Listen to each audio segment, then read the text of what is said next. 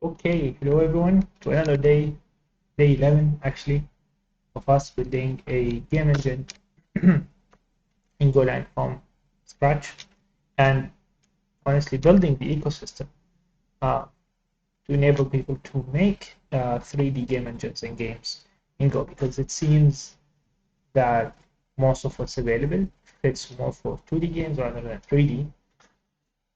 And so we have to build the infrastructure needed, like integration of physics engine models and whatnot. So we do all of that.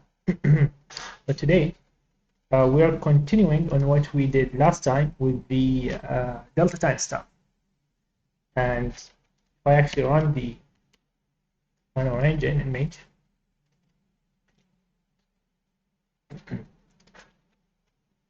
we saw that it was running at about 100 frames per second, and we had our cube lighting and whatnot, and we had a counter, monotonic counter.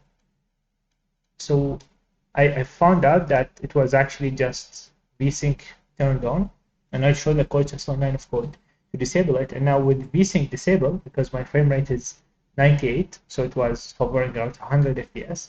Now we're running at a few thousand FPS, which is more of what we'd expect from something like this.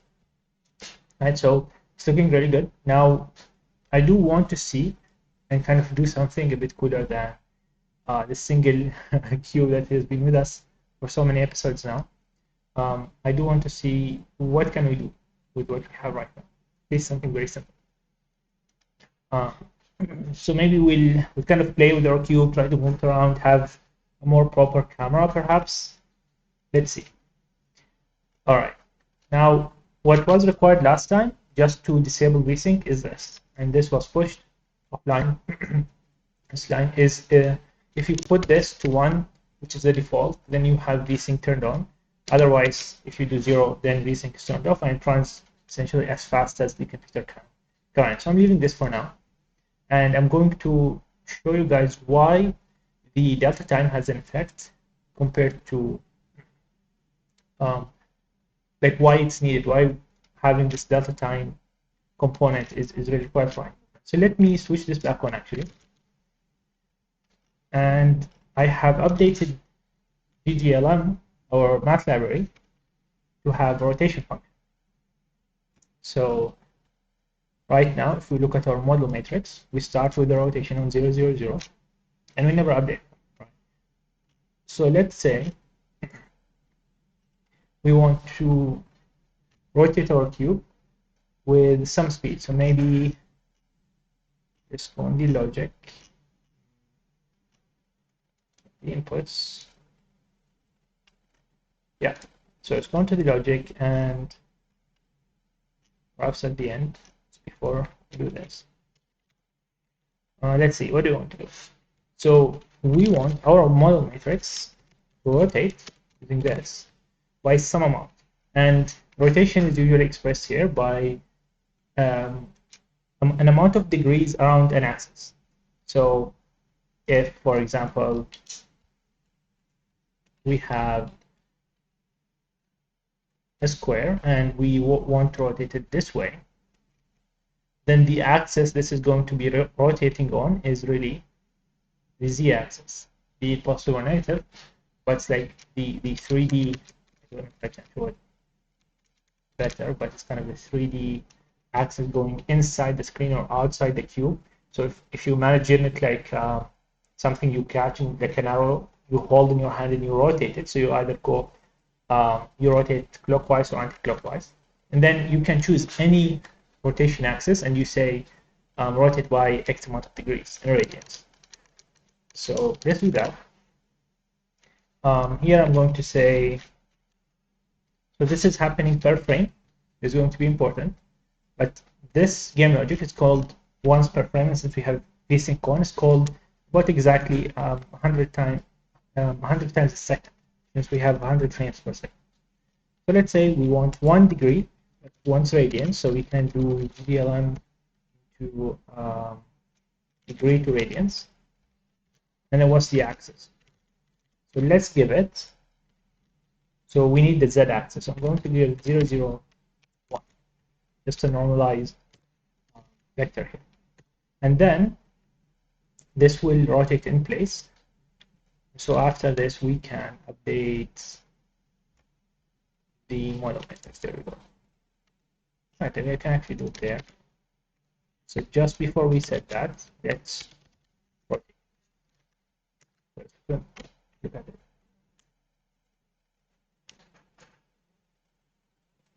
You see now, it might be a bit slow, but I guess you see. Right. Oh, nice. Okay. So we can see is from the perspective of the camera is the z-axis going clockwise, and obviously if we rotate the camera it will appear as if some other direction, but it's going at a very consistent speed.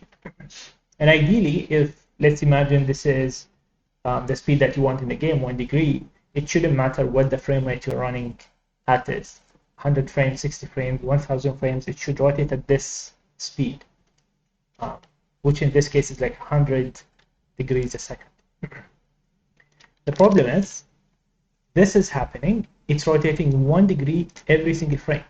So if we have 1000 frames, it's going to rotate 1000 degrees in a second, not 100 degrees. And we can see this by actually just going up there and disabling Vsync. This now should allow us to run at like 2000 frames per second and should just be extremely quick. Should rotate really fast.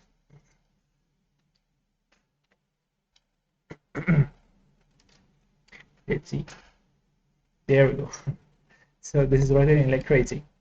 And this is obviously not behavior that you want. Your game should behave the same regardless of what you're doing, like regardless of your frame rate. Right? Everyone should experience the same game. And to fix this, you just go in and we can multiply. We don't rotate 1 degree, we rotate 1 degree multiplied by the delta time. That's it. Now, if our delta time is really small, it's not going to rotate a degree, it's going to rotate a fraction of a degree, right? For delta time took too long, then it's going to rotate a bit more. And in the end, you get a consistent rotation per second. So now this will be actually kind of slow because it's only 1 degree every second, so we can make it maybe 10 degrees. So every 4 seconds or so, we should see the edge of the cube. But we might want to, let's see, yeah, so the edge, the cube would be around 45 degrees rotated every 4 seconds. Yeah, I think that's right. So it's, now, even though we are running at thousands of frames, you will see that with that many frames or even just 100, it will do the same amount of rotation. So after 4 elapsed seconds at the top, the edge is exactly up. And then after 8 to 9 seconds should exactly be there, because 45 degrees is a bit off, but 14 seconds again, it's up there. So it's pretty consistent. And this will continue throughout the interval, even if we bring this back. So we'll see after 4 seconds going to reach that base. And this consistency is what you get through delta time. Now, while this runs, go rotation. Yeah. And again, after like 8 seconds, it's back, and then after 4 more seconds, we can see the edge, and then so on. So it's very consistent now. I think I'll leave Vsync on for now. Okay. All right. Now, another thing that has been annoying me is really our camera. We don't have a nice moving camera like you'd see in Edge, how you'd expect to control it. I don't want these sliders anymore, so we want something that allows us to move around our scene and see things. So perhaps let's think about this. So how this works is, and let me just confirm, it should be left-hand coordinates, right? So OpenGL coordinates system. We have seen before. Yeah, so post of Z is back So it's a left-handed coordinate system where this is the positive x, positive y is up, the z is coming out the screen. Now our cube is positioned at exactly 0, 0, 0. So we can say that straight line, this is our x, this is our y, and then kind of you can see positive z is not in, it's actually out. So kind of this way, so z-axis. And our cube, let me get white, is right at the center. So I want our camera far away. So maybe our camera is here. You know, how to draw camera. This. I'm very bad drawing, very sorry. Yeah, so our camera kind of sees this way. So the direction, the position of the camera might be maybe 0, 0, 10. I think this is what we have now. But we need, right now, the target position where the camera looks is it looks at 0, 0, 0. That's not what we want. We want the camera to look in the forward direction relative to it. So we need kind of a small point in front of the camera that the camera follows, essentially. It's looking at this point.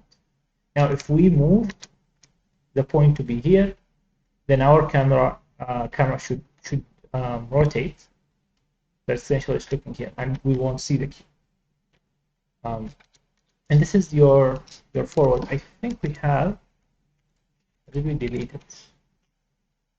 Oh, there it is. So we actually have this. Now, in this case, our forward would be, I think, -1. Because we're looking back. If the camera is at 10 and then our forward is also +1 on the z, then it would be, the camera would be looking in this direction. It would be looking backwards. We won't see the cubes. So we can position the camera back. So position it at -10 and keep this. I guess we can try. So let's do, we'll put the camera here for the number 1. And then in updating the view matrix, I need to learn the shortcut to use. Okay. So instead of looking at 0, 0, 0 all the time, we can look, our target becomes camera position clone. Because I don't want to change the actual position of the camera. And then we add to it the camera photo. So we look at that. So if we are at -10 +1, so the camera is at z -10, and it's looking at z -9, which would be in the direction of the cube. And then, since we have, for the perspective thing, we have a distance of 20. So that's how far we would see. So we'd still see the cube because the cube is at 0, 0, and we're essentially at -10. So we'd see this. Let's put it at 500 just for now. And then the movement. So W should just increase on the Y. S should decrease. D should increase on the X. This guy should decrease. Right, let's see if our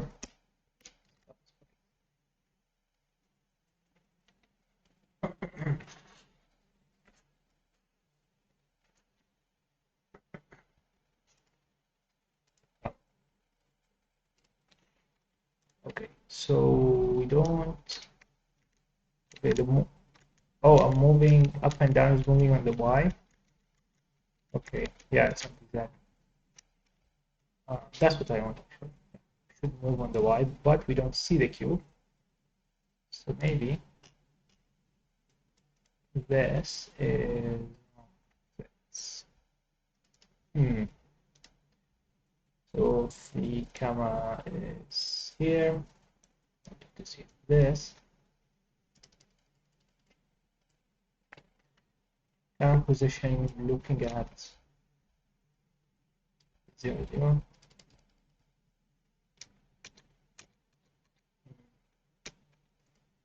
A bit confused. We are here and we just put a +1. We should see. Oh, let's try 10. Not sure this will work, but you can see. I'll try.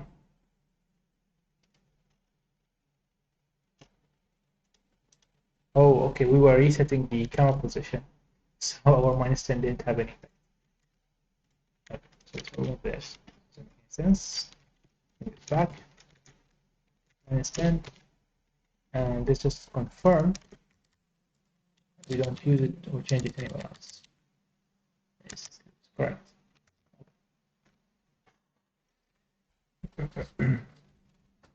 There we go. Nice. And let's move right. Let's move left. Let's move up and down. Perfect. Very nice. So now we have, mostly of most of the implementation for an editor or even first-person camera. We don't have control over the z-axis, although I can change it here. Slider at least. Great. Maybe we should do mouse wheel, but I don't think our input system supports that. Maybe we can do it today. All right. So this is very cool. Let's see if we can put more than our cube. So we have our cube. We're drawing it here, and how it's being drawn is we activate our shader, and we activate our vertex buffer object represented by this buffer object, and then because the data, the vertices are already there, and we just say draw them, and it will draw them at the place where our model matrix says it is. Now, if we want to draw a second cube, we don't actually need to upload the vertices again. We can simply say, draw it here, and then we can update the position, the model matrix, and then simply say, well, draw it again. But this time, since the position matrix or the model matrix changed, it will draw the same vertices in a different place. So now we have two cubes being drawn twice. So we are issuing two draw commands. This is the draw call. So we need one activation. Let's draw more than one. Let's draw.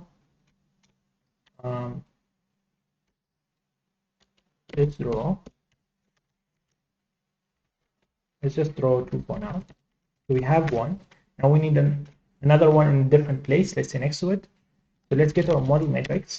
Let's clone it, and let's translate. Let's move it essentially. Vector. Let's do the vector, and let's just move it one on the x. In this case, one on the x will be to the left, since we are on the minus z-axis. So let's move it -1, so it moves right. I think, yeah. And 0, 0. Now we have a new model matrix, and we need to upload it. So we have our shader. We can set uniform matrix for. We can give it this word.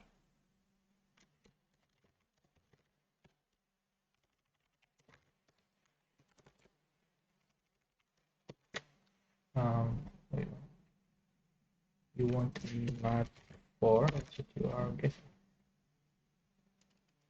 Oh. What did we call it? Let's check our fragment shader. Or actually, vertex shader. Vertex position. Well, we are changing the model matrix. Yeah. So please update the model matrix to this. And why are you sad?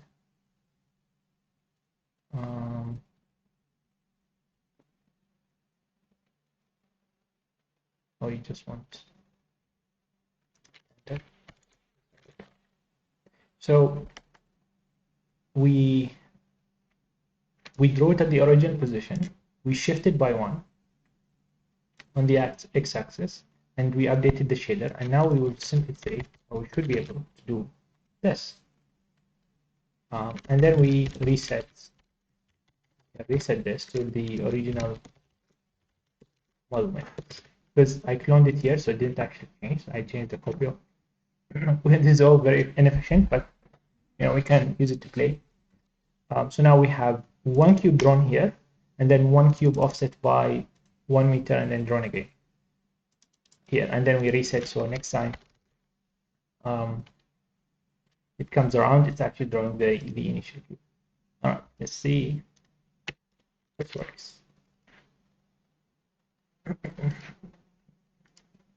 This number we should retrieve it from the buffer object. Honestly, we shouldn't bring it here. Ooh, nice!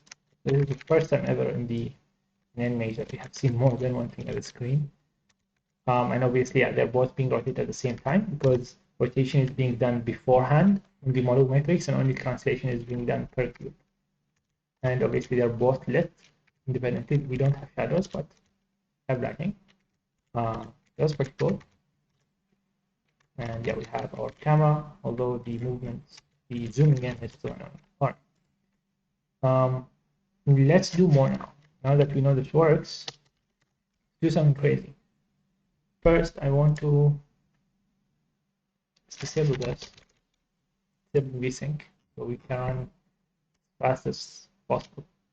Then let's make a big loop.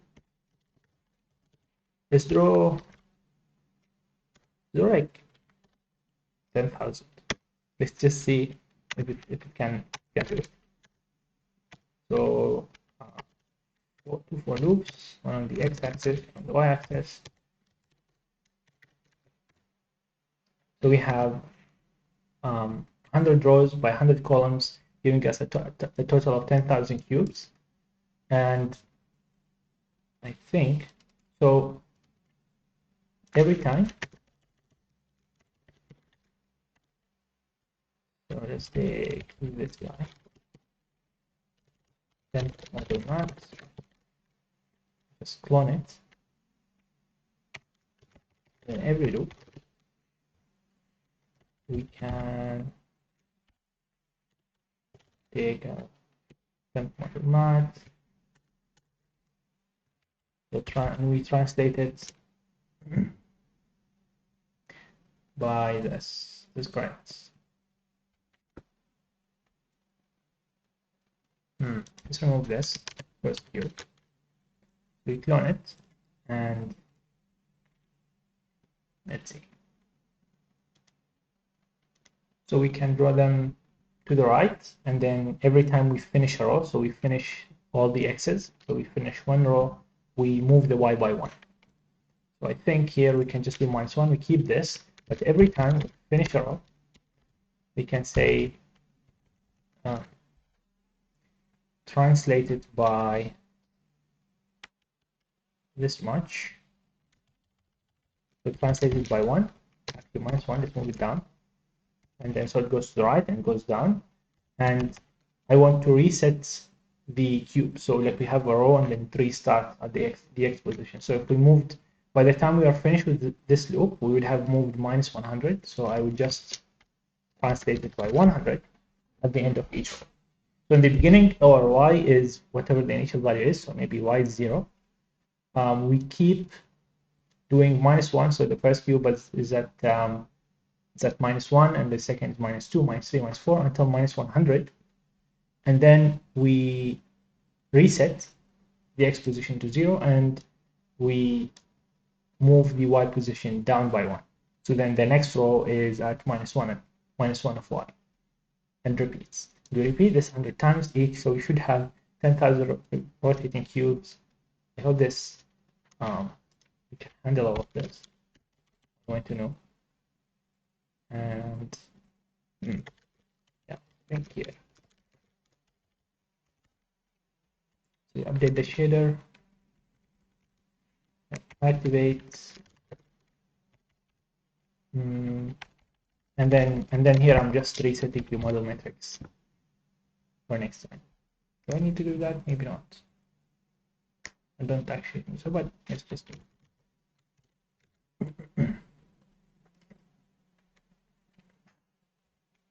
Will we run at an acceptable frame rate? I hope so. But this is not too bad actually. Ooh. All right, so we are having 250, 200 frames. We have all these nice cubes. We did go in the wrong direction. Wow, this looks awesome. Zoom in. It's crazy. So we do seem to have all 10,000 cubes and then just moving. Yep, it's very cool. I do want to move back further. Let's just implement the mouse wheel. Do we have mouse wheel? So we have X position movements. Doesn't seem that we have mouse wheel. All right. Is it a mouse event? Motion? Which? Here. Button click on the ID. Okay, let's get into this. So we can say STL.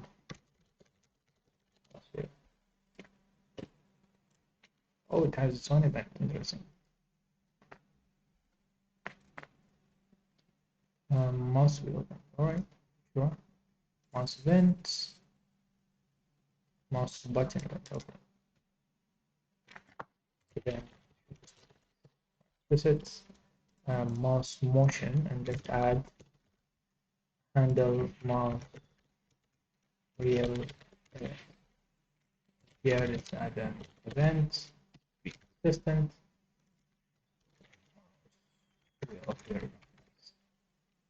So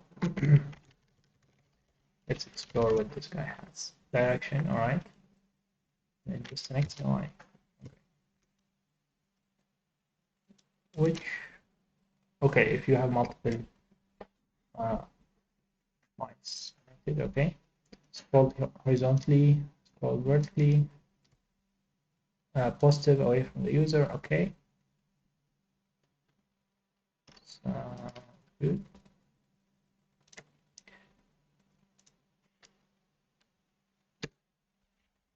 So what do we have? Mouse motion states. Amount scroll. Yeah. So it's like a delta. Scroll right, scroll right.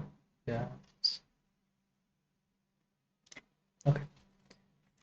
So let's add a mouse motion state. Let's also have should we move it? Yeah, for consistency, I would make this its own struct, I think. So mouse wheel state, and let's just do X and Y delta.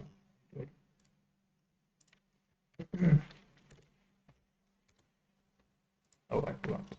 Need a variable. Mouse wheel states.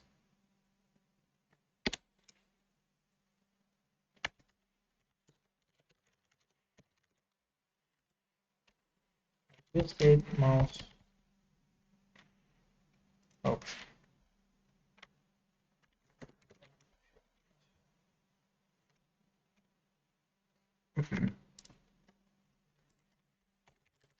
Okay, so this should be easy, hopefully. Mouse wheel dot x delta equals e dot x, e dot y for the y delta. And now get mouse motion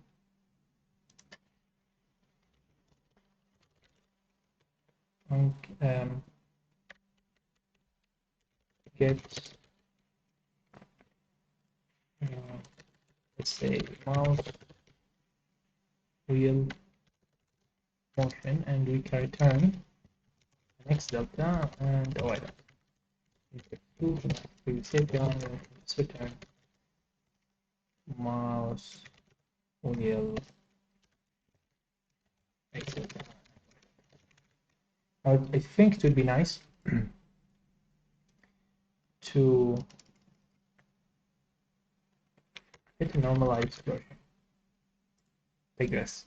So have we, maybe I don't care about how much it was scrolled, I just want to know if it got scrolled at all or not. So let's have normalize function where mouse wheel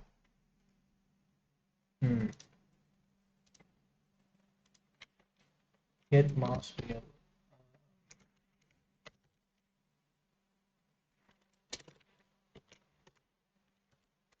x normal. I think returning 2 can be annoying.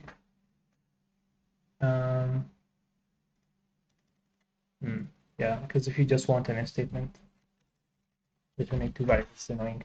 So get mouse wheel, let's separate them. X normalized, we just get and we can do if mouse wheel. So if it's bigger than 0, we can return 1. Else if x delta smaller than 0, we can return -1. Otherwise, we just return 0. So we know simply have you moved up or down at all. X normalized and thing for the y-axis. This time it's y.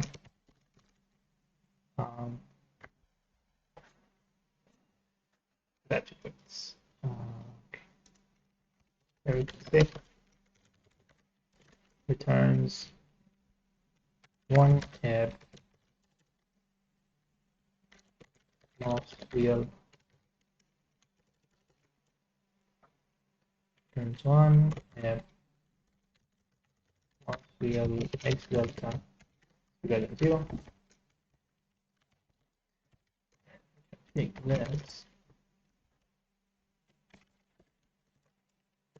-1 and if x delta smaller than 0, then 0 levels.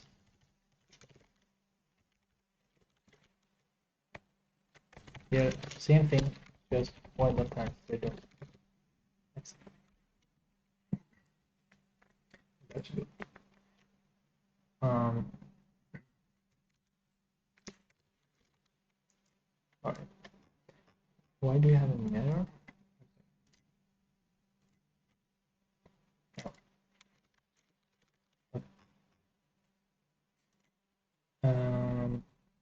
We need, we need to fire the events, so we need to detect it. Mouse button events, mouse motion events.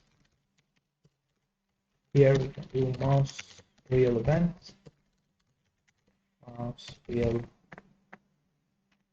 events. Why are you? Oh, we have a duplicate. Do we now? All right. Okay, yeah, we already did this logic for Angry because Angry needed it. So yeah, and if this out, and we can query our own fabric. So x delta delta delta delta is input that get mouse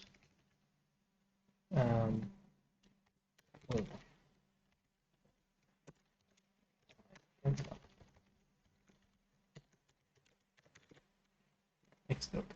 It's interesting. It's giving us once a float, even though SDR returns us it's fine. Okay.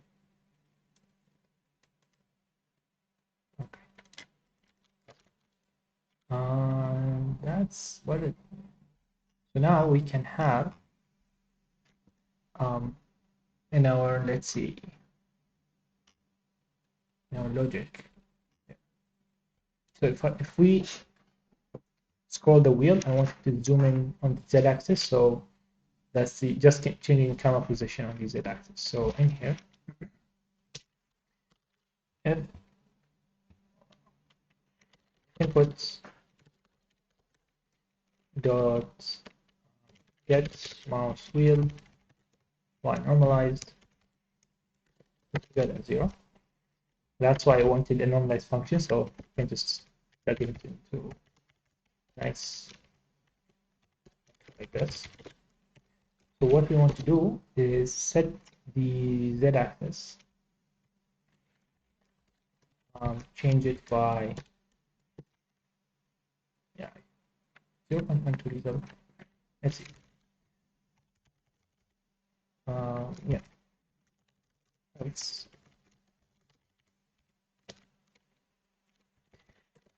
less than 0. Then let's subtract. Also, yeah, that's yeah. We don't need all these circles. You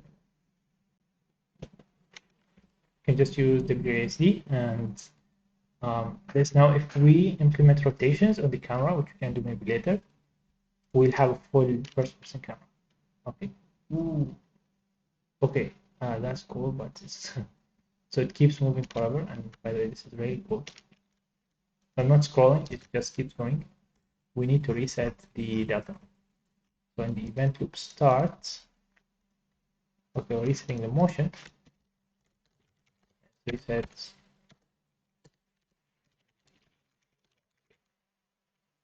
And let's make sure we are actually in context. Oh wow. So handle inputs in here, please. Oops. Do input.this and so this would reset anything that needs resetting. I wonder when this was deleted, or did I never put it there? Okay, let's see.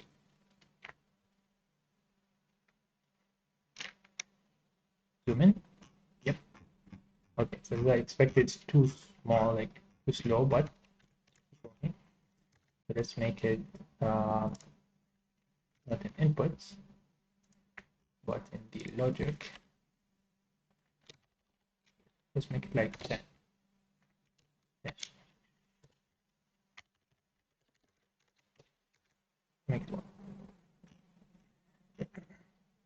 I'm very happy that we can actually run 10,000 cubes and show them changing. And this is a very slow way of doing it. This is not how you do it. You didn't issue this many drop-offs for nothing. But yeah, we can see all of them. All of them are rotating. It's very cool. I can zoom in as much as I want. So now we are like 100 minus 133 units away. Yeah, moving down. We can still see them because we are partly plane in the perspective. Where's the perspective?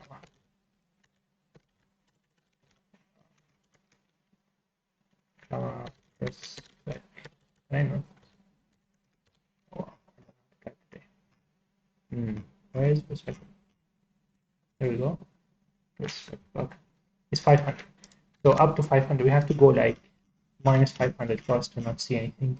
Yeah, you can see all these changes are very cool because everything is rotating. Zoom in. There. Yeah, everything is okay. What would be a bit more interesting is to have them rotate on an even axis. So let's check out the rotation function. Where's it rotates? There we go. So that's our speed of rotation, 10 degrees per second since we multiplied, and that's the easiest way to understand. Is multiplying by dt makes the speed or the units per second. So here is 10 degrees per second. Something else might be 10 meters per second. And let's rotate at kind of 111. Should rotate maybe around the diagonal line. Oh, I think we should normalize it. Does it say this needs to be normalized? Doesn't seem needs that. Oh, okay. No, it does. It does want it. That's still working. Very cool. So in 11 episodes, we got to this. Nice. There's still a lot to do. Oh. We do more today. So it's been 30 minutes. Maybe we should stop here. And next time, start making an actual window class since we have this working. I do want to see, although, oh, can we use our own buffer packet for this? So we have vertex positions, layers, index here.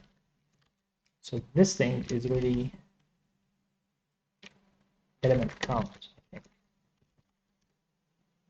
So you know, ask us to use this. So index buffer is this many. That's the type. Let's get size. Okay. Here. Your index buffer that gets size. Oh, okay. It's the size in bytes. All right. Let's see if we still see the cubes. If we see all the cubes, then this is correct. That's what should be done on the counts.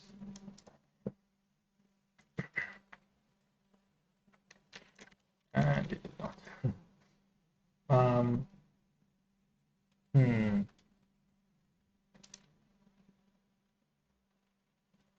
Is the number of oh, okay. No, that's not what we want. Do we have this kind of information available? If not, then that's kind of something that's missing that we do need to deal with. We should be able to know how big the buffer is, how many elements on the buffer. Kind of odd. An incomplete API. Generate buffers. Not generate. So let's set. Yeah. Set. No. Where do we upload? Yeah, it doesn't seem like we're actually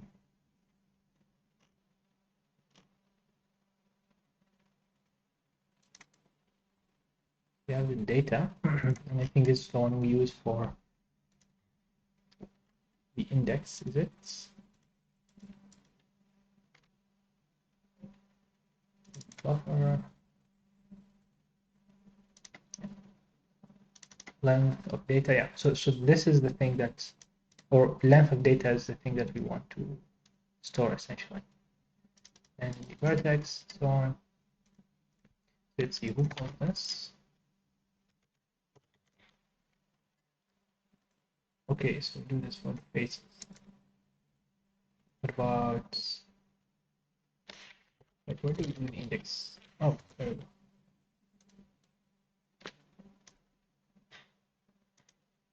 Each face is 3. Okay, yeah. The faces, each of them is 3 vertices, each face. So we triangulate the mesh. So we have now an array of 3 faces, and that is the size of the index buffer, and that is what we should pass to essentially our what do you call it, to the draw call. Now, do we have this data? So we are creating a buffer, but the buffer doesn't know how much data is uploaded. That's the mistake. But do we have something that we can calculate this from? There's the type and the data type, but that's about it. So then, I guess, I just update this to be, let's see, long size of one element in bytes is the number, yeah, not the data type. We want information about the buffer itself. So this will do this. For object, it's just this, layer, and single buffer is, so maybe type data counts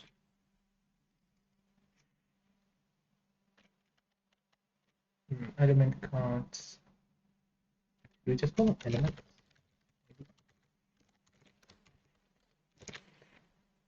Um, hmm, let's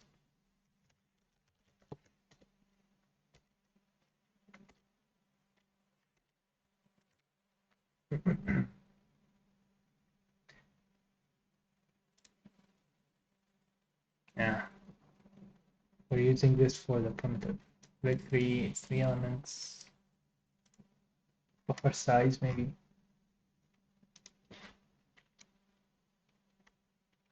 Buffer dot.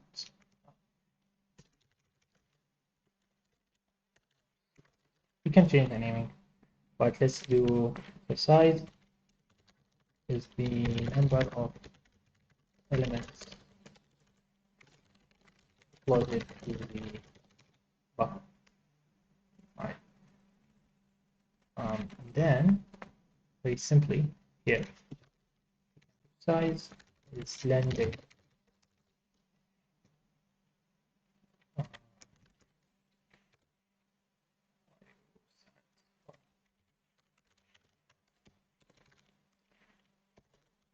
Here and here, and see our draw call can do index buffer dots.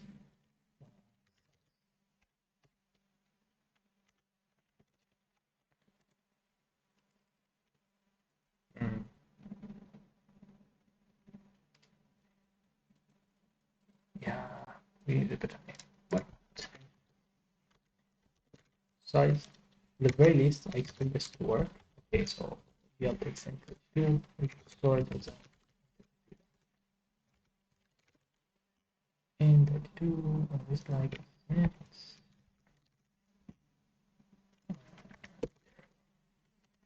now what you got size should be data count. Data then. It's a good name, but not cute. Data.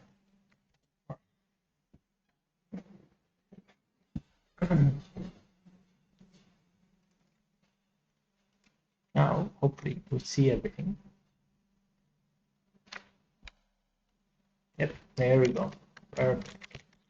Now we can actually load an arbitrary model and not worry about changing this ourselves. That's super cool. That is super cool. Yeah, I think this is pretty good starting point. Just we did some cool stuff. We have a better moving camera, and I think then in this case we can just delete all these sliders, or most of them. The current strength, we can keep it that position, so on. So the camera position, we don't need. Yeah, should be good. All right. So I think it's pretty good. You guys can get this for people who have Mac. It won't work because we're using the async go library, async, and I still have not compiled on Mac. I do need to compile the C++ code for it and set up the libraries on Mac and confirm everything works. So sorry about that. So I'll hopefully get time for it soon. But otherwise, if you're on Windows, you should be able to do it. Or if you would like to help me with this and do it on Mac yourself and send me the libraries, I'd really appreciate the help as well. So yeah, thank you all for coming and have a good day. See you next week.